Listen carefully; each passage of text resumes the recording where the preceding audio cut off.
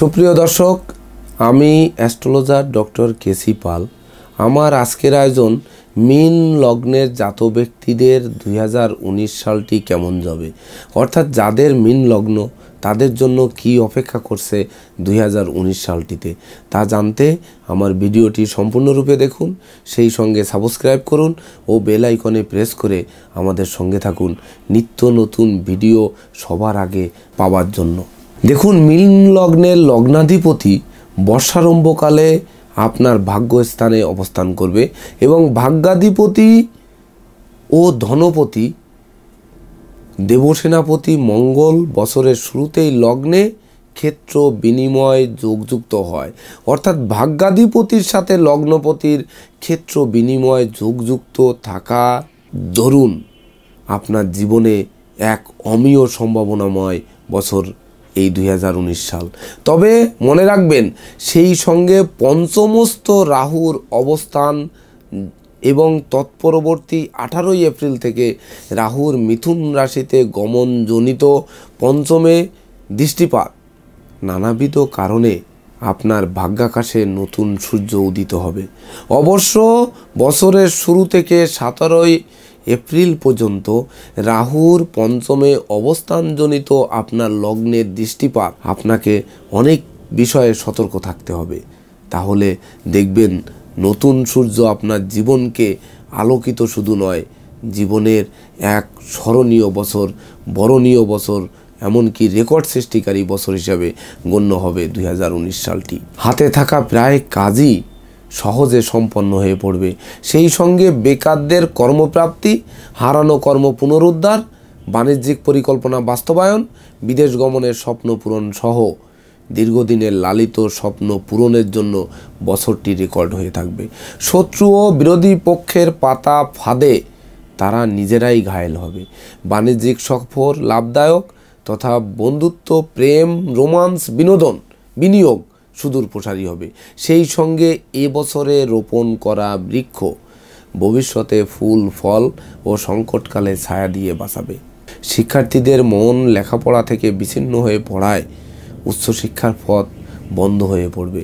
সন্তানগণ লেখাপড়া, খেলাধুলা, গান বাজনা তথা যে কোনো বিরল প্রতিভার বলে রাষ্ট্রীয় বা সামাজিক পুরস্কারে ভূষিত হতে পারেন। পিতামাতার দীর্ঘদিনের পুরাতন ক্রনিক ব্যাধিপীড়া থেকে আরোগ্য লাভের যোগ প্রবল।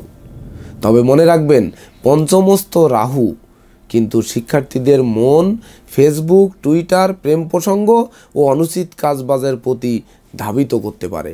অর্থাৎ গার্জিয়ানদের কিন্তু সতর্ক থাকতে হবে, শিক্ষার্থীদের প্রতি নজর রাখতে হবে এই বছরটিতে। সেই সঙ্গে পিতামাতার শরীর স্বাস্থ্য খারাপ করে দিলেও, তাদের নিয়ে হাসপাতালে ছোটাছুটি করতে হলেও জীবনাবসানের তেমন একটা সম্ভাবনা নেই। সুপ্রিয় দর্শক, এবছর গৃহবাড়িতে কোনো না কোনো মাঙ্গলিক অনুষ্ঠান অনুষ্ঠিত হওয়ায় বন্ধু বান্ধব, আত্মীয় পরিজন, জীবনসাথী ও সহকর্মীদের সাথে দীর্ঘদিনের কলহ বিবাদের অবসান ঘটবে। এমনকি তাদের সহযোগিতায় ভূমি সম্পত্তি, গৃহবাড়ি ও যানবাহন লাভের স্বপ্ন পূরণ হওয়ার জন্য বছরটি রেকর্ড হয়ে থাকবে।